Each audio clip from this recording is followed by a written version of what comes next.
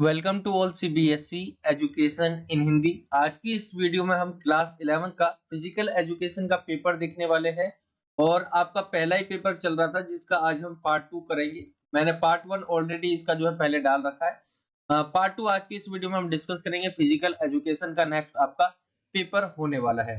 बाकी अभी इंग्लिश का पेपर रह गया इवनिंग शिफ्ट के बच्चों के लिए, लेकिन जो मॉर्निंग शिफ्ट के बच्चे हैं उनका इंग्लिश का हो गया है। और आप मुझे कमेंट में भी बताना आपका पेपर कैसा गया। साथ ही में जो है सॉल्यूशन भी आपको जो है जल्दी इसका प्रोवाइड करवा दूंगा। ठीक है। बाकी जो है हम आते हैं पेपर की तरफ। यहाँ पे देखेंगे फिजिकल एजुकेशन, इसका ऑलरेडी पार्ट 1 डाल रखा है जो कि डिस्क्रिप्शन में आपको उसका लिंक मिल जाएगा। फिजिकल एजुकेशन के लिए जो क्लास 11 का है उसके लिए अलग से प्लेलिस्ट आपकी जो है बना दी गई है। प्लेलिस्ट में जितने भी आपके पेपर्स करवाए जाएंगे उसका लिंक आपको दे दिया जाएगा प्लेलिस्ट का। उससे आप सारे पेपर जो है वहां पे देख पाएंगे। तो पेपर की बात करें, फिजिकल एजुकेशन का जो एग्जाम रहता है आपका 70 नंबर का रहता है और आपके पास 3 घंटे होते हैं पेपर को करने के लिए। तो ये क्लास 11 का है। आगे हमारे सामान्य निर्देश की तरफ, क्या क्या इनके निर्देश दिए गए पेपर के लिए। तो यहाँ पे बोला गया है 5 सेक्शन होंगे टोटल। आपके जो पेपर है उसमें 37 क्वेश्चंस आपके आएंगे टोटल। ठीक है। 5 सेक्शन होंगे और क्वेश्चंस होंगे आपके 37 टोटल। खंड का यानी आपका सेक्शन ए आप इसे कह सकते हैं, ये रहेगा आपका 1 से 18 तक और ये एक एक नंबर वाला रहेगा। ये एमसीक्यू वाला आपका जो क्वेश्चन है वो वाला रहेगा। ठीक है। बहुविकल्पीय क्वेश्चंस इसके अंदर आपको देखने को मिलेंगे। सभी प्रश्न अनिवार्य है बोला गया है। जो सेकंड आपका सेक्शन रहेगा खंड खा, ये रहेगा आपका 19 से 24 तक और ये सभी दो दो नंबर के क्वेश्चंस होंगे। इनका आंसर आपको 60 से 90 शब्दों से अधिक नहीं देना है। और यहाँ पे आपको एक चीज और ध्यान देने वाली है कि इसी के अंदर पेपर के इंस्ट्रक्शंस जो है सामान्य निर्देश के अंदर आपको बताया गया है कि कौन से सेक्शन में आपको कितना क्वेश्चन करना है। जैसे सेक्शन आपने बी देखा तो इसमें बोला हुआ है कोई भी 5 प्रश्न जो है प्रयास करें। टोटल 6 क्वेश्चन होंगे, 6 में से आपको कोई 5 करने हैं। ऐसे हम फोर्थ पॉइंट देखें हम, खंड ग रहेगा आपका। तो बोला गया है इसमें क्वेश्चन नंबर 25 से 30 तक जो है ये आपके रहेंगे 3 नंबर के क्वेश्चंस और इसका आंसर आपको जो है 100 से 150 शब्दों से अधिक नहीं देना है। और इसमें भी आपका 6 क्वेश्चन होगा, इसमें से कोई 5 का आंसर देना है। आगे हम देखें पांचवा पॉइंट कहा गया है कि जो सेक्शन घ होगा इसमें प्रश्न संख्या 31 से लेकर 33 तक होगी। 4 नंबर वाले क्वेश्चन होंगे। ये केस स्टडी पर आधारित क्वेश्चन होंगे, इनमें आंतरिक विकल्प उपलब्ध है। ठीक है। और क्वेश्चन नंबर सॉरी आपका जो सेक्शन लास्ट रहता है वो रहता है खंड ग र। और ये आपका जो रहेगा ये सेक्शन ई आप इसे कहेंगे, ये आपका 34 से 37 तक रहेगा जिसके अंदर 5-5 नंबर के क्वेश्चंस आपको देखने को मिलेंगे। 200 से 300 शब्दों से अधिक इनका आंसर नहीं देना और कोई भी आपको जो है 3 प्रयास करने के लिए बोला गया है। 4 क्वेश्चन होगा आपका इसके अंदर, 4 में से जो है आपको कोई 3 क्वेश्चंस को ही करना है। ठीक है। इसमें टोटल 4 होगा, 4 में से कोई 3 का आंसर आपको देना है। तो कुछ इस तरह से जो इंटरेस्ट जो आपका सामान्य निर्देश रहता है, ठीक है, कुछ इस तरह से हो जाएगा। इंग्लिश मीडियम की बात करें जो इंस्ट्रक्शंस है वो क्या रहेंगे, तो the question paper consist of 5 section and 37 questions. Section A रहेगा आपका 1 से 18 तक, carrying 1 mark each and is multiple choice question, all questions are compulsory. Section B consist of question 19 से 23, carrying 2 marks each and very short answer type and should be not exceed 60 to 90 words, attempt any 5। Question number 25 से 30 तक रहेगा आपका 3 marks each and are short answer type and should be not exceed 100 to 150 words, attempt any 5। Question आपका section D रहेगा, question number 31 to 33, carrying 4 mark each and are case studies questions रहेंगे ये, there is internal choice available. Section E consists of question 34 to 37, carrying 5 marks each and are short answer type and should not exceed 200 to 300 words, attempt any 3। तो ये आपका English medium में जो रहता है instruction, ये आपका कुछ इस तरह से पेपर है। आई होप कि आपको पेपर का जो पैटर्न है इसका समझ लीजिए, बहुत ज्यादा जरूरी है क्योंकि जो आपने अभी तक पेपर देखे जैसे इंग्लिश हो गया, पॉलिटिकल साइंस हो गया, उसमें इंस्ट्रक्शंस आपके ऐसे दिए हुए थे कि आप ठीक है वहां पे दिए हुए आपको उतना ज्यादा गौर नहीं करना होता था, लेकिन यहाँ पे ये बताया गया कि इसी के अंदर आपके सारे इंस्ट्रक्शन दे रखे कि कितने क्वेश्चन करने हैं। ठीक है। आगे हम आए सेक्शन ए आपका यहाँ से स्टार्ट हो जाता है जो कि हमने फर्स्ट पार्ट में कर लिया है। हम डायरेक्ट क्वेश्चन जो पार्ट 2 है वहाँ की तरफ बढ़ते हैं जहाँ से हमें स्टार्ट करना है। उससे पहले मैं आपको एक चीज़ बता दूँ, अगर कोई आपका डाउट रह जाता है, तो आपको जो है नीचे इंस्टाग्राम का लिंक मिल जाएगा। आप मुझसे इंस्टाग्राम पे जो है क्वेश्चन्स कर सकते हैं, वहाँ पे मैसेज करके आप मुझसे कोई भी सवाल हो पेपर से रिलेटेड वहाँ पूछ सकते हैं। काफ़ी ज़्यादा ऐसे बच्चे होते हैं जिन्हें पता नहीं है कि इंस्टाग्राम पे जो है मैं एक्टिव तो नहीं रहता, लेकिन जिन बच्चों के क्वेश्चन आते हैं मैं उन सभी का रिप्लाई ज़रूर करता हूँ। जो भी क्वेश्चन से आप पूछ सकते हैं, कोई डाउट रह जाता है उसके लिए मैंने ये दे रखा है। आगे हम आते हैं, हमारा जो सेक्शन जो आपका सी है, वहाँ से स्टार्ट रहता है आपका सेकंड पार्ट। यहाँ से देखेंगे सेक्शन सी या खंड ग, ठीक है? सबसे पहला क्वेश्चन आपसे पूछा गया ओलंपिक खेलों के बारे में पूछा गया कि ओलंपिक जो खेल है उनके उद्देश्य क्या होते हैं? कोई भी खेल है, ठीक है? सिर्फ ओलंपिक ही नहीं लीजिए, कोई भी खेल है। उसका विकास क्या है? खेलों का विकास एक समझ लीजिए कि शारीरिक जो विकास है, ठीक है? एक तो शारीरिक विकास वो होना है सब में, क्योंकि हम देखेंगे शारीरिक विकास, ये सब में ही होगा आपका जो भी खेल रहेगा इसके अंदर शारीरिक विकास होना, एक आप इसे उद्देश्य की तरह देख सकते हैं, ठीक है? बौद्धिक का ज्ञान हो, यानी दिमाग जो है वो तेज हुए, बौद्धिक की जो है उसका ज्ञान हो, ठीक है? विश्व में जो लोग हैं उसमें क्या हो, बौद्धिक क्षमता में वृद्धि हो। नैतिक शिक्षा और कल्याण उन्नत करना। एक तो शिक्षा, नैतिक शिक्षा हो गया और कल्याण को जो है उन्नत करना, ये इनके उद्देश्य होते हैं। आप शारीरिक विकास को आप जो है खेल से अगर जोड़ेंगे, तो उसमें आपको पता चलेगा कि खेल जो है हमारे जो फिजिकल गेम्स है, वो हमारे बॉडीज के लिए कितना इम्पोर्टेंट है। ठीक है? तो उसके बारे में आप लिख सकते हैं। बाकी इनका उद्देश्य आप कह सकते हैं कि ओलंपिक होता है तो वो इसमें एक देश का ही व्यक्ति नहीं होते, बल्कि पूरी दुनिया से व्यक्ति आते हैं। तो यहाँ पे देखेंगे हम वर्ल्ड को एक जगह लाकर उसके साथ जो है हम विश्व के साथ जो है अ, आप कह सकते हैं कि संबंध अच्छे करना, ठीक है? उनके साथ जुड़कर जो है जो वर्ल्ड लेवल पे जो भी प्रॉब्लम्स है उनको दूर करना, ऐसी सारी चीजें आ सकती है। राष्ट्रीय और अंतर्राष्ट्रीय स्वैच्छिक और अन्य संस्थाओं और दूसरे उत्तरदायी निकायों के साथ जो है सहयोग करना। बाकी उद्देश्य में आप शारीरिक विकास करना लिख सकते हैं, मानसिक विकास भी कह सकते हैं आप इसे, बौद्धिक विकास, नैतिक शिक्षा हासिल करना, कल्याण जो है विश्व का जो है कल्याण करना, एक तरह से आप इसे कह सकते हैं। ठीक है? ओलंपिक जो खेल है उसके उद्देश्य थे। आई होप कि आपको समझ आया होगा ये क्वेश्चन। इसका अगर आपको इंस्ट्रक्शंस मैंने जैसा कि बताया था, मैं दोबारा आपको दिखा देता हूँ।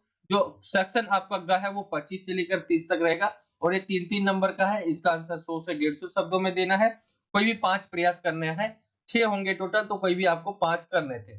तो हम देखते हैं यहाँ पे सेक्शन आपका जो है सी है। ठीक है? पहला क्वेश्चन हमारा हो गया कुछ इस तरह से, ये सभी 3-3 नंबर वाले हैं, ये याद रखना है। आगे हम आते हैं, इसी को अगर हम इंग्लिश मीडियम में देखें, ऑब्जेक्टिव्स क्या-क्या है ओलंपिक गेम्स के, objectives of the Olympic games. Question number 25 ही है आपका। To advance the intellectual, physical and moral education and welfare of the people of the world. एक तो ये हो जाएगा, आप कह सकते हैं फिजिकल जो है हेल्थ जो है बहुत इंपॉर्टेंट होता है इसके लिए। मतलब फिजिकल जो हेल्थ है एक बहुत बड़ा ऑब्जेक्टिव रहता है इन गेमों का। Improving physical and mental wellbeing through जो है फिजिकल एक्टिविटी एंड रिक्रिएशन। तीसरा है collaborating with national and international voluntary and other organisation and the other responsible bodies. तो ये आप लिख सकते हैं यहाँ पे, 3 नंबर का ये आपका क्वेश्चन रहेगा। और ये है आपके ऑब्जेक्टिव्स ओलंपिक गेम्स के। ओलंपिक गेम के बारे में आपके जो क्वेश्चंस आ सकते हैं, जिसमें ओलंपिक गेमों के जो है आपको प्राचीन और जो आज के समय का ओलंपिक है, इसके बारे में भी पूछा जा सकता है। आगे मैं आने वाले पेपरों में जरूर करवाऊंगा, आगे जो हम और पेपर लाने वाले फिजिकल एजुकेशन के, उसके अंदर हम और पेपर्स में क्वेश्चंस देखेंगे। रूपांतरित शारीरिक शिक्षा के लक्ष्य का वर्णन करना है। सबसे पहले तो आपको ये पता होना चाहिए कि रूपांतरित शारीरिक शिक्षा होता क्या है।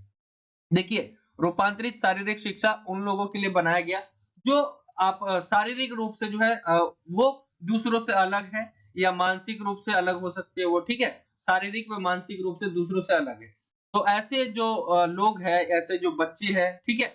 इनको क्या है, शारीरिक शिक्षा जो है वो इनका उद्देश्य है ऐसे बच्चों को क्या है कि इनको भी जो है उनके बराबर लाना, या पूरी कोशिश करना कि इनके इनके साथ जो है जैसे इनका विकास हो, शारीरिक पुष्टि हो इनकी, गामक पुष्टि हो, जो भी मूलभूत आवश्यकता है, ठीक है? वो अपनी पूर्ति कर सके, कौशलों का विकास हो, नृत्य, ये सारी चीजें आप देखेंगे इसमें जो है आदि को शामिल किया जाता है। तो शारीरिक शिक्षा क्या है, सॉरी, रूपांतरित शारीरिक शिक्षा पहले होती क्या है? तो ये एक ऐसी जो है देखिए रूपांतरित शारीरिक शिक्षा का लक्ष्य सभी विशेष आवश्यकता वाले जो बच्चे होते हैं, यानी जो किसी कारणवश क्या है वो अपंग है, ठीक है, या तो अंधे आप कह सकते हैं या बहरे कह सकते हैं, इनको आप ले सकते हैं। तो उनकी जो अक्षमता है उनकी परवाह किए बिना सुरक्षित और सफलतापूर्वक कम से कम प्रतिबंधात्मक वातावरण में शारीरिक शिक्षा की गतिविधियों में भाग लेने का अवसर जो है प्रदान करता है। जिन विद्यार्थियों को विशेष शारीरिक शिक्षा कार्यक्रम की आवश्यकता होती है, रूपांतरित शारीरिक शिक्षा के अंतर्गत क्या उनको जो पुष्टि गामक हो गया, पुष्टि मूलभूत हो गया, गामक कौशल हो गया, तैराकी के विभिन्न कौशल हो गए, नृत्य कौशल, व्यक्तिगत एवं सामूहिक खेलकूद आदि को भी शामिल किया जाता है। तो इतना सा समझ लेना है पहले कि रूपांतरित शारीरिक शिक्षा होता क्या है। ये विशेष आवश्यकता वाले जो बच्चे उनकी देखभाल करते एक तरह से आप इसे कह सकते हो। इंग्लिश मीडियम में देखिए describe the aims of modified physical education. क्या एम्स है आपको बताने? The goal of adapted physical education is to provide all students with special needs regardless of their disability the opportunity, ठीक है, to participate in physical activities in the least restrictive environment safely and successfully. Students who require a special physical education program under modified physical education, physical fitness, sport fitness, basic sports skill and various swimming skill, dance skill, individual and group sports etc are include. तो इसके अंदर ये आपको answer कुछ English medium में कुछ इस तरह से लिखना है, ठीक है। ये आपका हो जाएगा क्वेश्चन। हम आते हैं आप जो है अगले क्वेश्चन की तरफ। क्वेश्चन नंबर आपका 27 है, ये भी आपका 3 मार्क्स का है, जो ऊपर भी देखा वो भी 3 मार्क्स का ही था। 27 है, बाह्य और आंतरिक शोषण के बारे में बताना है। तो हम जो है दो प्रकार के जो है शोषण की प्रक्रिया होती है, जिसके अंदर जो है एक तो सांस लेना यानी एक अंदर, ठीक है, और एक जो है बाहर छोड़ना। अंदर लेते हैं तो हम ऑक्सीजन लेते हैं, बाहर छोड़ते तो हम कार्बन डाइऑक्साइड छोड़ते हैं। ये नॉर्मली सभी को पता रहता है जो साइंस ले भी ना, ठीक है, ये बहुत इजी में आता है। तो हम ऑक्सीजन लेते हैं और कार्बन डाइऑक्साइड छोड़ते हैं, ठीक है। इनमें दो प्रक्रिया आपने देखी। सांस की जो प्रक्रिया के दौरान सांस लेते समय ऑक्सीजन रक्त के साथ जो है मिलती है, यानी खून के साथ हमारी मिलती है, और सांस छोड़ते समय कार्बन डाइऑक्साइड रक्त से निकलती है। इस तरह रक्त शुद्ध हो जाता है। बाहरी श्वसन प्रक्रिया फेफड़ों में होती है, ठीक है। ये आप यहाँ पे कुछ इस तरह से जो है आंतरिक और बाहरी दोनों ही, बाह्य और आंतरिक दोनों ही लिख दिया। यहाँ पे देखेंगे जो है सांस जो है लेते समय जब हम लेते हैं तो ऑक्सीजन रक्त के साथ मिल जाता है, और सांस छोड़ते समय जो है कार्बन डाइऑक्साइड रक्त से निकल जाती है। इस तरह जो है हमारा खून जो है वो शुद्ध होता है, और बाहरी श्वसन प्रक्रिया फेफड़ों में होती है। आगे आप लिखा हुआ आंतरिक श्वसन की प्रक्रिया ऊतकों और कोशिकाओं में होती है। ये आप समझ नहीं पाएंगे क्योंकि ये थोड़ा साइंस वाला हो गया, इसीलिए जो है आप इसे कम से कम जो है इस पे नोटिस करें। सिंपल सी चीज आपको ये समझ लेना, जब हम सांस अंदर लेते वो हमारे रक्त में मिल जाती है, ठीक है। जब बाहर छोड़ते तो कार्बन डाइऑक्साइड निकलती है, और जो है रक्त से वो भी निकलती है। इससे हमारा क्या होता है, खून साफ होता है, शुद्ध होता है। और जो बाहरी श्वसन की प्रक्रिया वो फेफड़ों में होती है, इतना जान लेना है। बाकी ये पढ़ेंगे, जैसे मैं आपको बता देता हूँ, आंतरिक श्वसन की प्रक्रिया ऊतकों और कोशिकाओं में होती है। ऑक्सीजन से पूर्ण रक्त जो है ऊर्जा उत्पादन की प्रक्रिया के दौरान ऊतकों और कोशिकाओं में प्रयोग किया जाता है। कार्बन डाइऑक्साइड ऊतकों और कोशिकाओं में प्रयोग किया जाता है, और कार्बन डाइऑक्साइड ऊतकों और कोशिकाओं से रक्त द्वारा जो है फेफड़ों तक पहुंचा दी जाती है। तो ये आपका हो जाएगा क्वेश्चन नंबर 27। हम आए अगले, इसी को इंग्लिश मीडियम में देखें। एक्सप्लेन एक्सटर्नल एंड इंटरनल जो है रिस्पिरेशन, ठीक है, रेस्पिरेशन। तो यहाँ पे इनहेलेशन एंड एक्स जो है exhalation are the two process of respiration. During the breathing process, oxygen mixes with the blood while breathing. Carbon dioxide leaves the blood while exhaling. In this way, the blood become pure. External respiration takes place in the lungs. यहाँ पे आप और भी पढ़ सकते हैं, जैसे the process of internal respiration takes place in tissues and cells. Blood full of oxygen is used in the tissues and cells during the process of energy production, and carbon dioxide is used in the tissues and cells, and carbon dioxide is carried from the tissues and cells to the lungs by the blood. तो ये आपका कुछ इस तरह से English में हो जाएगा। हम आते हैं क्वेश्चन नंबर 28 की तरफ। क्वेश्चन नंबर आपका 28 है, खेलों में टीम सामंजस्य का महत्व पूछा गया है कि जब हम कोई भी गेम आप खेलते हैं तो बहुत सारे ऐसे गेम होते हैं जिसमें क्या रहता है, एक टीम रहती है। जैसे आप फुटबॉल ले लें, ठीक है? आप फुटबॉल ले लेंगे, आप इसको क्रिकेट ही मान लीजिए, क्रिकेट आपने लिया, तो क्रिकेट में भी ग्रुप होता है, ठीक है? हॉकी ले लीजिए, तो ये सभी गेम क्या है कि ये जो है इसके अंदर टीम वर्क होता है, ठीक है? लेकिन ऐसे गेम्स भी होते हैं जैसे जैसे रनिंग हो गया, ठीक है? अकेला भी हो सकता है, उसके साथ भी हो सकता है। खेलों में टीम सामंजस्य के महत्व के बारे में बोला गया है, यानी जब टीम रहती है एक साथ, जब मिलकर रहती है तो उसका क्या महत्व रहता है। देखिए कोई भी खेल होती है जो जिसके अंदर टीम है, ठीक है? उसमें अगर टीम जो है एक-दूसरे के ऊपर भरोसा नहीं करेगी, तो जो है हम गेम भी नहीं जीत पाएँगे और अच्छा प्रदर्शन नहीं कर पाएँगे। तो टीम का सामंजस्य बहुत ज़्यादा ज़रूरी रहता है, क्योंकि अब क्रिकेट क्रिकेट देखेंगे तो उसमें क्या है कि एक बॉल कराने वाला भी होना चाहिए, तो एक जो है आप जो है अम, देखिए एक बॉलिंग होना चाहिए, एक खेलने वाला होना चाहिए, एक फील्डर होना होना चाहिए। तो मतलब सबकी इसमें देखेंगे जो बॉल नहीं कराएँगे तो क्रिकेट नहीं खेल पाएँगे, ठीक है? क्रिकेट अगर सिर्फ खेलेंगे तो बाउंड्री पे बॉल जाएगी, अगर फील्डर नहीं रहेंगे तो वो नहीं पकड़ेंगे। जो है आउट नहीं कर पाएँगे। यहाँ पे बहुत सारी चीज़ें। तो सबको मिलकर एक साथ जब खेलते हैं, तो ये क्या रहता है टीम सामंजस्य और इसका बहुत अधिक महत्व रहता है। और ये क्या है आपसी जब सहयोग बढ़ता जाता है तो इससे अंदर हमारे अंदर क्या आता है, एक आती है ना कि भावना कि हम जीत सकते हैं, ठीक है? हम जीत सकते हैं जब एक साथ होते हैं। तो यही बोला गया है कि टीम सामंजस्य अधिक से अधिक महत्वपूर्ण होता जा रहा है। किसी भी गतिविधि में हम देखें तो उसका प्रदर्शन जो है गति में प्रदर्शन किया गया मुख्य उद्देश्य है। समूह खेलों में जैसे उच्च समूह सामंजस्य को बहुत जो है सहायक माना जाता है। इससे प्रदर्शन जो है बहुत अच्छा होता है। टीम सामंजस्य उपयोगी है क्योंकि ये प्रदर्शन और प्रेरणा दोनों में ही सुधार कर सकता है एक टीम का। सफलता के लिए टीम सामंजस्य बनाना बहुत ज्यादा जरूरी रहता है।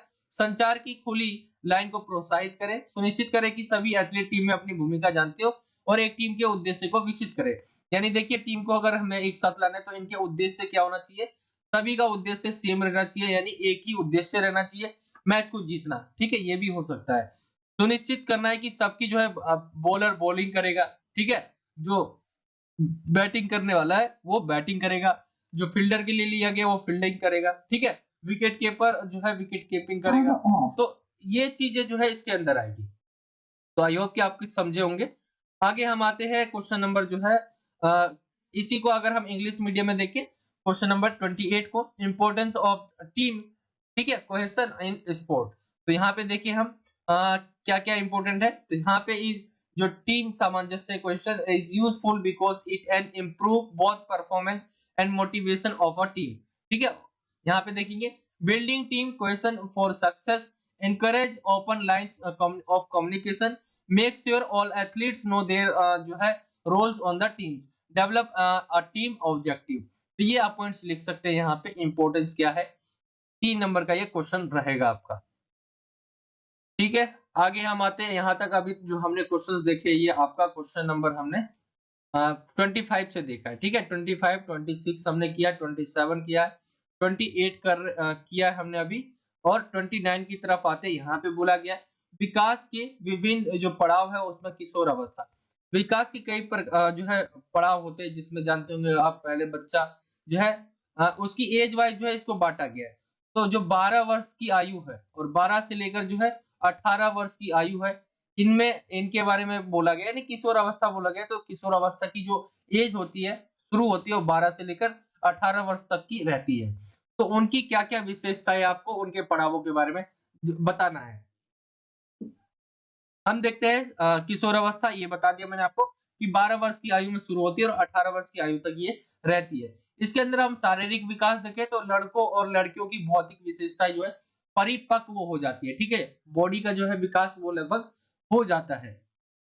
बौद्धिक विकास देखें तो इस अवस्था में मानसिक स्तर का भी विकास होता है और बच्चा चीजों को क्या है बारीकी से समझने लग जाता है, उसको जानने लग जाता है, जिससे जो है वो उसकी वो चर्चा करने लग जाता है, तो ये चर्चा करने की क्षमता इसमें बढ़ जाती है, ये हो जाएगा। फिर आ जाएगा आपका तीसरा भावनात्मक विकास। अगर हम देखें इनमें तो इनका जो है भावनाओं पर काबू पाना बहुत मुश्किल हो जाता है। आप सभी ये पढ़ भी रहे होंगे और ये जानते भी होंगे कि 12 से 18 वर्ष के बीच के जो बच्चे रहते हैं वो अपनी भावनाओं पर काबू नहीं पा पाते, ठीक है? सामाजिक किशोर अगर हम बात करें ये भी एक अलग पॉइंट है। सामाजिक किशोर जो है अपने आसपास की दुनिया में अधिक रुचि लेता है। तो ये हो जाएगा आपका जो है क्वेश्चन नंबर 29 विकास के पड़ावों में किशोर अवस्था के बारे में। साथ में ही किशोर अवस्था से रिलेटेड बहुत ज्यादा इंपॉर्टेंट क्वेश्चन अभी आ सकते हैं इसमें। इसी को इंग्लिश मीडियम में देखिए, डिस्क्राइब जो है adolescents in different stages of development. ठीक है, तो बीइंग्स एट आपको बताया जैसे जो है 12 एंड लेटर, यहाँ पे 12 से लेकर जो है एज रहती है 18 के बीच। ठीक है, फिजिकल डेवलपमेंट की बात करें, the physical features of body of boys and girls mature हो जाते हैं। Intellectual development, mental level also develop in the stage and the child starts observing think closely and the ability to discuss increase. ठीक है, ये discussion बढ़ जाता है इसमें। इमोशनल डेवलपमेंट अगर हम देखें, इमोशनल डेवलपमेंट में है it become very difficult to control emotions. And social development भी आपका जो कह रहा है, the adolescent takes more interest in the world around him. ठीक है, वर्ल्ड अराउंड हिम। तो ये हो जाएगा आपका इंग्लिश मीडियम में क्वेश्चन नंबर 29। हम आते हैं क्वेश्चन नंबर 30 की तरफ। क्वेश्चन नंबर आपका 30 रहेगा, 30 है आपका वार्म अप किस प्रकार से जो है लाभदायक है, स्पष्ट करना है। ठीक है, तो वार्म अप के बारे में आपको बताना है यहाँ पे। और क्वेश्चन नंबर 30 के बाद जो है हमने देखना है, उसके बाद जो है आपका वो चित्र वाला क्वेश्चन स्टार्ट हो जाएगा। तो ये आपको ध्यान रखना है। 6 अभी छठा क्वेश्चन हम कर रहे हैं, 6 में से जो है आपको कोई 5 करने हैं। ठीक है, ये आपका सेक्शन सी है। तो यहाँ पे वार्म अप के बारे में पूछा गया किस प्रकार जो है लाभदायक होता है। तो देखिए, वार्म अप होता क्या है सभी जानते होंगे। कोई भी आप खेल खेलने जाते हैं उससे पहले आप जो है वार्म अप कर लेते हैं। ठीक है, या आप जो है कोई भी काम करते तो उससे पहले वार्म अप कर लेते, या ऐसे भी कर लेते हैं वार्म अप कि आपका शरीर जो है वो थोड़ा सही हो जाए। तो वार्म अप करने से फायदे क्या-क्या है? देखिए, जब हम वार्म अप करते हैं तो हमारे जो अंदर है ऊतकों के होकर खून संचार हमारा बढ़ जाता है। ठीक है, जिससे मांसपेशियां अधिक लचीली हो जाती है, मांसपेशियों को अधिक मात्रा में ऑक्सीजन व पोषक पदार्थ मिलने लग जाते हैं। एक तो ये हो गया। ठीक है, ऑक्सीजन जो है और वो है आसानी से मिल जाते हैं, मतलब जो है बहुत लचीली हो जाती है जब हमारी बॉडी, तो मांसपेशियों को अधिक मात्रा में ऑक्सीजन मिलने लग जाती है। आगे हम देखिए, गतिविधि के लिए जो है हृदय को तैयार करता है और इस प्रकार रक्तचाप में जो है तेजी से वृद्धि नहीं होती। व्यायाम के लिए आपको मानसिक रूप से तैयार करता है और तालमेल और प्रतिक्रिया समय को बेहतर बनाता है। तो ये है वार्म अप जो है बेनिफिट्स ऑफ वार्म अप के जो भी लाभ है। आई होप कि आपको समझ आ गया होगा क्या-क्या वार्म अप के बेनिफिट्स है। आगे हम देखें कुछ इसी को इंग्लिश मीडियम में, एक्सप्लेन हाउ जो है वार्म अप इज बेनिफिशियल। तो बेनिफिट्स ऑफ वार्म अप क्या है? Increase blood circulation through the tissues and tissues which makes the muscles more flexible, muscles get more oxygen and nutrition, prepares the heart of increased activity, thus preventing rapid increase in blood pressure, prepare your mentally your exercise for exercise, improves coordination and reaction time। तो ये आपका जो है answer हो जाएगा। ये भी आपका 3 नंबर के थे। तो हम ही अभी तक हमने जो देखा है क्वेश्चन नंबर आपका जो है 30 तक हमने डिस्कस कर लिया है। आई होप कि आपको 3 नंबर वाले ये क्वेश्चन सेक्शन सी में अच्छे लगे होंगे और समझ भी आए होंगे कि इस तरह के क्वेश्चन आपसे पूछे जाएंगे। तो आपका 25 से लेकर 30 तक यानी हमने टोटल 6 क्वेश्चन किया। ठीक है, 25 से लेकर 30 तक 6 क्वेश्चन हमने किया। कोई बच्चे ये ना सोचे 25 और 5 30 होते। 25, 26, 27, 28, 29 और हमने 30, ये 6 हो गए टोटल मिला के। 6 क्वेश्चन हमने डिस्कस किया। इसमें से सेक्शन सी में बोला गया है 5 क्वेश्चन आपको करने हैं। कोई भी तो आप 5 कर लेना इसमें से। आगे हम आते हैं कुछ आपका सेक्शन जो है अगला है, मतलब सेक्शन आप इसे कह सकते हैं, या जो है चित्र वाला जो क्वेश्चन रहेगा इसके अंदर आपको देखने को मिलेगा। तो ये देखेंगे आप क्वेश्चन, ये 31वां क्वेश्चन जो बोला गया है, दिए गए चित्र के संबंध में निम्नलिखित प्रश्नों के आंसर देना है। तो आप इस चित्र को देख रहे होंगे, ये चित्र है आपका बॉडी का और इसमें जो क्वेश्चन पूछा गया जैसे ट्रैकिया ट्रैकिया, ठीक है, ट्रैकिया को किस जो संख्या से चिन्हित किया गया।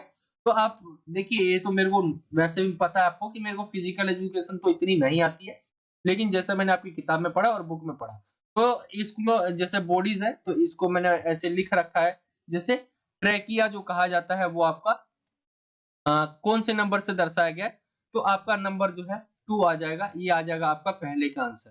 ठीक है, मैं लिख भी देता हूँ, ट्रैकिया, ये आपका जो है पहला हो जाएगा राइट आंसर। दूसरा देखिए उस जो है अंक का नाम लिखिए जिस पर 5 अंकित है। 5 यहाँ पर अंकित है और बताना है इसे डायाफ्राम इसको कहा जाता है। शायद डायाफ्राम ये आपका आ जाएगा, इसको कहा जाता है। फिर आगे पूछा गया श्वसन प्रणाली का प्रमुख अंग कौन-सा होता है? तो सबसे इम्पोर्टेंट अंग कौन-सा होता है? ठीक है, आपको बताना है। किस अंग को सौर यंत्र भी कहा जाता है? तो गला को कहा जाता है सौर यंत्र। आप इसे कह सकते हैं गला। मेरे को आता नहीं है सही में। मेरे को जो-जो आता है वो मैं आपको बता रहा हूँ। श्वसन प्रणाली का प्रमुख अंग कौन-सा है यहाँ पे पूछा गया तो फेफड़ा जो है मुझे ऐसा लगता है जो फेफड़ा है वो बहुत ज़्यादा इम्पोर्टेंट होता है। ठीक है? किस अंग को सौर यंत्र कहा जाता है? तो गला को। अब गले को इधर आप देख लेना कि आपका क्या आएगा। वायु नली को किस अंग को कहा जाता है? वायु नली जो है किस अंग को कहा जाता है? ये आपसे पूछा गया है। तो यहाँ पे भी जो है 1 सेकंड देखो सौर यंत्र किसे कहा जाता है? ठीक है, मैंने आपको जो बताया क्वेश्चन आप इसे देख लें। आपकी अगर बुक में है तो आप इसे देख सकते हैं। देखिए इसकी जो बुक्स है वो जल्दी मिलती नहीं है, ठीक है? और मेरे पास था नहीं, मैंने फिजिकल एजुकेशन कभी पढ़ा ही नहीं, तो मेरे पास भी बुक नहीं है, सपोर्टिंग है। सपोर्टिंग में बट ये सारी चीज़ें नहीं दे रखी है, तो मैंने इसको जो है गूगल पे हो गया इन चीज़ों से मैंने सर्च करके जाना है। मेरे को अभी तक ऐसे बुक में अच्छे से एक्सप्लेन नहीं मिला है, मतलब बुक ही नहीं मिली है मेरे को। ना इसकी बुक जो है एनसीईआरटी की वेबसाइट पे मिल पाती है। तो उसमें प्रॉब्लम्स होती है, हिंदी में नहीं मिल पाता ये। तो आप यहाँ पे देख सकते हैं, बाकी आपको जैसे जो है देख लेना है किस तरह से आपको सॉल्व करना है। ऐसे क्वेश्चंस पूछे जाएँगे, आप इन्हें ज़रूर सॉल्व करके जाइए क्योंकि मैंने देखिए चित्र वाले क्वेश्चन अगर मैं आपकी पॉलिटिकल साइंस की बात करूँ, वहाँ पे दिए थे मैंने सेम उठ के आया है क्वेश्चन, तो इन सभी को ज़रूर आपके कर लेना है। इंग्लिश मीडियम में देखिए यहाँ पे बोला गया answer the following question with respect to the given picture. Trachea is marked by which number? तो मैंने आपको बताया दूसरा राइट आंसर हो जाएगा। नेम द ऑर्गन एस 5 यहाँ पे मैंने आपको बता दिया। डायाफ्राम जो है राइट आंसर निकल कर आ जाएगा। ठीक है? इसे इंग्लिश में भी आप यही लिख लेना डायाफ्राम DIAPHRAGM ऐसी कुछ करके आएगा। ठीक है? डायाफ्राम। आगे हम आते हैं तीसरे क्वेश्चन पे। What is the principal organ of respiration? ठीक है? तो यहाँ पे आप इसे जो है फेफड़ा जिसे डाल सकते हैं आप इसे लंग्स आप जो है इसे डाल सकते हैं। इंपॉर्टेंट जो रहता है हमारे उसके लिए पूछा गया है। Which organ is considered as the voice box? तो हमारा जो है गला आप इसे कहेंगे। ठीक है? जो है लैरिंक्स ऐसी कुछ बोलते हैं इसको, तो वो हमारा राइट आंसर निकल कर आ जाएगा। LARYNX ऐसी करके होता है। ठीक है? लैरिंक्स जो है ये होता है। अथवा में which organ is considered as the windpipe? ठीक है? वाइंड पाइप के लिए बोला गया है। तो ये आपका जो है राइट आंसर जो है आपको बताना है क्या आएगा। ये हो गया आपका क्वेश्चन नंबर 31। ठीक है? ये वाला चित्र वाला क्वेश्चन, इसे एक बार जो है आपको बुक खोल लेना, अगर आपके पास बुक तो होगा, आप इजीली ये क्वेश्चन कर पाएंगे। मैंने ये क्वेश्चन आपको दे दिया, इसका आंसर मेरे को बताने की जरूरत नहीं है, इसका आंसर आपको खुद भी करना होगा। ठीक है? तो ये आप क्वेश्चंस करिए, बाकी मैंने जो बोला है कुछ गलत भी हो सकता है, ऐसा नहीं मैं परफेक्ट हूँ। आपको मैच कर लेना है लेकिन एक बार कि क्या आएगा। बुक आपके पास होगी, मेरे पास बुक नहीं है, इसीलिए मेरे को दिक्कत आ रही है। बाकी मैंने आपकी जो सपोर्टिंग है, ठीक है? और हिंदी मीडियम का मैं स्टूडेंट हूँ, इंग्लिश का मैं इंग्लिश मीडियम का नहीं हूँ, फिर भी मैं इंग्लिश में कोशिश करता हूँ कि कुछ ना कुछ बता ही दूँ। क्वेश्चन नंबर 32 की तरफ आएँगे। ये चित्र जो दिया गया है, इसमें बोला गया है कि ये कौन-कौन सी प्रक्रिया है, ठीक है? आप देखेंगे यौगिक क्रिया मैंने आपको जो है पहले भी बताया था, यौगिक क्रिया जो है होती है, जिसको षटकर्म भी कहते हैं। जो इसके अंदर जो है 6 तरह की क्रियाएँ की जाती है। जैसे सबसे पहला इन्होंने क्या किया, साँस अंदर-बाहर ले रहे, तो यहाँ पे बोला गया है चित्र 1 में दिखाई गई क्रिया कौन-सी है? तो इसमें साँस अंदर-बाहर ले रहे, तो आपको बताना है कि कौन-सी क्रिया है। तो यहाँ पे आप देखेंगे हम देखें साँस जो है वो ये होता है आपका जो नाक है आपका यानी नासिका मार्ग है उसको शुद्ध करने के लिए ये एक क्रिया है। इसका नाम जो है वो है नेति। आप अगर देखेंगे इसे, ठीक है, बुक्स में तो उसमें मिल जाएगा आपको, इसका नाम नेति है। ये पहला हो गया। चित्र दूसरा जो है आपका ये इसमें दिखाई गई क्रिया का लाभ बताना है। तो ये फोकस कर रहे हैं, यहाँ पे आप इसे देख सकते हैं। ध्यान लगाने की एक प्रक्रिया है और ये एकाग्रता की शक्ति के लिए ऐसा कुछ करके है। तो ये क्या है, ध्यान लगाने के लिए आप इसे कह सकते हैं। इसका क्रिया का नाम जो है वो राइट आंसर आपका आ जाएगा ध्यान लगाने के लिए त्राट ऐसी, हाँ त्राटक है, ठीक है, त्राटक इसको कहा जाता है, ध्यान लगाने के लिए यूज किया जाता है इसका। ये आपका हो जाएगा। आगे हम देखें क्वेश्चन नंबर आपका जो इसका तीसरे में पूछा गया, चित्र 3 जो है आपका, इसमें क्या दिखाया गया है? तो इसमें आप देखेंगे, इसमें जो है सफाई करता हुआ दिखाया गया है। आप देखेंगे यहाँ पे जो आहार नली जो है उसकी सफाई, जो आहार नली क्या होता है, जहाँ से हम खाना खाते हैं उसे आहार नली कहते हैं, हमारे खाना जो है अंदर जाता है, उसकी सफाई की जा रही है। उसका नाम क्या है, लेकिन उसका नाम जो है वो है आपका धोती, ठीक है, धोती इसका ऐसा राइट आंसर निकल कर आ जाएगा। फोर्थ क्वेश्चन है, नाक की सफाई के लिए कौन सी क्रिया का प्रयोग किया जाता है? नाक की सफाई के लिए जैसा कि बताया, यहाँ पे आप देखेंगे नाक की सफाई हो रही है, ठीक है, और नाक की सफाई के लिए जो है नेति, जैसा कि मैंने पहले ही बताया, नेति वही राइट आंसर निकल कर आ जाएगा इसका। और इसके अथवे में बोला गया पेट की मालिश किस क्रिया का प्रयोग किया जाता है, ठीक है, मालिश करने के लिए जो है किस क्रिया का जो है प्रयोग किया जाता है आपको बताना है। यहाँ पे ऑप्शन अथवे में पूछा गया इसके, तो ये आ जाएगा आपका जो है मालिश करने के लिए जो हम नौली जो है इसका प्रयोग करते हैं। तो ये ऐसी क्रियाएं है जो आपकी सठ क्रिया है जिसे आप कहते हैं, या यौगिक क्रिया है। सठ क्रिया का मतलब सठ कर्म है, ठीक है, तो उसमें है 6 जो आपकी यौगिक क्रिया है उसके बारे में था। और ये क्वेश्चन बहुत ज्यादा इंपॉर्टेंट है, ये आपका आ सकता है। इंग्लिश मीडियम में देखिए, answer the following question with respect to the given picture, name the जो है क्रिया सोन इन द पिक्चर 1, आपको बताना है। देखिए मैंने हिंदी मीडियम में इसे जाना है, इंग्लिश मीडियम में मेरे को नहीं पता इतना, तो आपको क्या करना है कि अगर आपको ये पता हो तो आप इसे ट्रांसलेट कर सकते हैं, ठीक है, या क्योंकि अब देखिए इसको जो है जानना मेरे लिए, वैसे ही हिंदी में भी बहुत मुश्किल था क्योंकि फिजिकल एजुकेशन मेरे पास थी नहीं, तो इंग्लिश मीडियम में जानना और भी मेरे लिए मुश्किल हो रहा था। तो मैंने आपको एक क्वेश्चन दे दिया है, बाकी ये दे दिया है आपको। अगर बुक में जाएंगे आप तो आपको 6 जो है लिखे होंगे ऐसे गोल करके, या ऐसे बॉक्स में लिखे होंगे, ठीक है, आप बॉक्स देखेंगे वहां पे लिखे होंगे आपकी किताब में, और यहाँ पे लिखा रहेगा षटकर्म, और इसके साइड साइड जो है आपकी जो भी क्रिया है वो दी होगी, 6 टोटल क्रिया है तो ऐसे दे रखी होगी। आप बुक में जाइए और जो है आपको मिल जाएगा। आगे हम आते हैं क्वेश्चन नंबर 33 की तरफ। क्वेश्चन नंबर 33 देखेंगे, इसको अगर मैं इंग्लिश मीडियम में बता तो देता हूँ कम से कम। ये जो क्वेश्चन है, दूसरा बोला गया एक्सप्लेन द बेनिफिट ऑफ क्रिया shown in the picture 2, benefits क्या क्या होता है जो आपको पिक्चर 2 में दिखाया जा रहा है। तो पिक्चर 2 में आप देखेंगे क्या है, ये फोकस करने के लिए है, तो इससे इसके लाभ पूछे गए थे, ठीक है। और यहाँ पे मैं आपको एक चीज और बता दूं, चित्र 2 में दिखाई गई जो है क्रिया, उसका लाभ बताना है। तो चित्र 2 में अगर हम देखें तो लाभ इससे पूछा गया था, क्रिया का नाम तो ये था, फोकस करने के लिए जो है किसी भी ध्यान की अवस्था के लिए बहुत इंपॉर्टेंट है, आप इसे यहाँ पे ये लिखेंगे।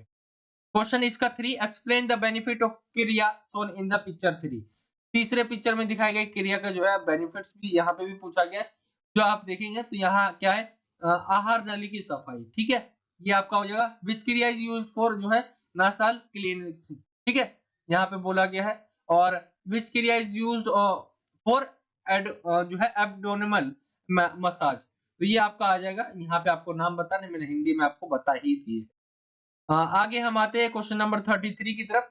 ये वाला चित्र जो है आपका दिया हुआ है और इसमें से जो क्वेश्चन है आपको बताने इनके आंसर। यहाँ पे देखेंगे क्वेश्चंस क्या है, यहाँ पे एक बार आपको चित्र एक बार देख लेना है, मैं डायरेक्ट क्वेश्चन की तरफ आ रहा हूँ। हम आते हैं क्वेश्चन की तरफ। कौन सी सतह शरीर को अग्र और पश्च भाग पर विभाजित करती है, भाग में विभाजित करती है, तो आपको बताना है इसका आंसर क्या आएगा, ठीक है। इनके आंसर मैं आपके ऊपर छोड़ रहा हूँ। ये वाला जो है मुझे जो है बहुत बुक नहीं है, मैं ऐसे ही बता रहा हूँ आपको, तो मुझे ये मिला ही नहीं कहीं पे, ठीक है। तो बाकी कौन सी सतह शरीर को ऊपरी और निचले हिस्सों में बांटता है, तो ये आप देख सकते हैं यहाँ पे जैसे लिखा हुआ ऊपरी और निचले हिस्से में ये चीजें बांट रही है, लेकिन एग्जैक्ट मुझे नाम नहीं पता है। तो जो चीज मुझे नहीं पता है मैं आपको नहीं बताना चाहता क्योंकि गलत भी हो सकता है। तो जो मैंने पढ़ा है, जो मैंने समझा है, उसी के बारे में मैं आपको समझा सकता हूँ। बाकी आप इसे देख सकते हैं। आने वाले क्वेश्चंस में ऐसे क्वेश्चंस लेके आऊंगा जो इंपॉर्टेंट होंगे और वहां पे आपको मैं अच्छे से बताऊंगा। इसी को इंग्लिश मीडियम में अगर आप देखेंगे, answer the following questions with respect to the given picture, यहाँ पे आपके सामने ऑप्शन ये दिए हुए क्वेश्चंस।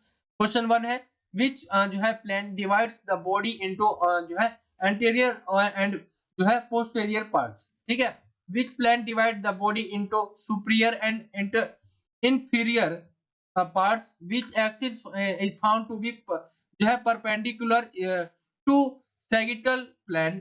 यहाँ पे फोर्थ क्वेश्चन है आपका fill in the blank जैसा है, is any imaginary, ठीक है, point or line around which the moment occurs, ठीक है। यहाँ पे अथवे में पूछा गया और में पूछा गया आपका walking takes place around which axis and through which plane। तो यहाँ पे इनके आपको आंसर खुद से ही देने हैं। तो आई होप कि आपको यहाँ तक तो समझ आया होगा। हमने किए है चित्र वाले क्वेश्चन जो कि आपके कितने नंबर के थे, 4-4 नंबर के सारे क्वेश्चन थे, ठीक है। तो आई होप कि आपको यहाँ तक तो जरूर समझ में आया होगा। वीडियो को हम यहीं तक रहने देते हैं, वीडियो को ज्यादा लंबा नहीं करते। वीडियो ज्यादा लंबा हो जाएगा तो उससे दिक्कत होगा, बच्चे इतनी देर तक वीडियो देखते भी नहीं है। तो ये हमने किया है पार्ट 2 में। आई होप कि आपको वीडियो जरूर अच्छा लगा होगा। वीडियो अच्छा लगा हो तो वीडियो को लाइक करें, अपने दोस्तों में जरूर शेयर करें, और अगर आप हमारे चैनल पे नए हो तो चैनल को सब्सक्राइब करना ना भूलें। चैनल को सब्सक्राइब करें, इससे हमारा मोटिवेशन बढ़ता है, और वीडियो को लाइक करेंगे तो उससे हमारा मोटिवेशन बढ़ता है। तो आप जो है जरूर वीडियो को लाइक किया करें, ठीक है। बहुत मेहनत लगता है पेपर बनाने में, कभी जो है 8 से 10 घंटे लग जाता है, ठीक है। मतलब कम से कम टाइम तो इसको 6 से 7 घंटे कम से कम लगता है। मतलब बहुत कम बार होता है कि 6 घंटे 7 घंटे में पूरा पेपर तैयार हो जाए, वरना इसको 8 से 10 घंटे के बीच में ही इसको तैयार होता है। क्योंकि एक देखिए पेपर बन रहा है, पेपर में एक फॉर्मेट होता है, उस फॉर्मेट को फॉलो करना, साथ ही आपके जो है उसको देखना कि कौन से चैप्टर के कैसे क्वेश्चंस निकलते हैं, ठीक है। कौन से क्वेश्चन जो है वो हमें लगते हैं कि 99% जो आ सकते हैं उनको हम पेपर में लेते हैं, लेकिन ऐसी भी कोशिश करते हैं जो क्वेश्चंस ऐसा हो कि 90% चांस हो आने का, वो भी ले लेते हैं, क्योंकि पेपर्स हम आपको ज्यादा से ज्यादा प्रोवाइड करवाते हैं और कोई क्वेश्चन रिपीट नहीं किया जाता है। इतने सारे जो है पेपर्स करवाते हैं हम, मुश्किल से एक आध क्वेश्चन रिपीट हो जाए, उसके अलावा रिपीट नहीं किया जाता। तो आपके लिए बहुत ज्यादा बेनिफिट्स होते हैं इन पेपर को देखने के। तो वीडियो को जरूर अपने दोस्तों में शेयर भी किया करें, ठीक है। चलिए ये था आज का वीडियो। वीडियो को जरूर शेयर करें अपने दोस्तों में, सब्सक्राइब करें चैनल पे नए हो तो, और वीडियो को लाइक करना ना भूलें। मिलता हूं आपसे अगली और एक्साइटिंग वीडियो में। जब तक के लिए जय हिंद, जय भारत, वंदे मातरम।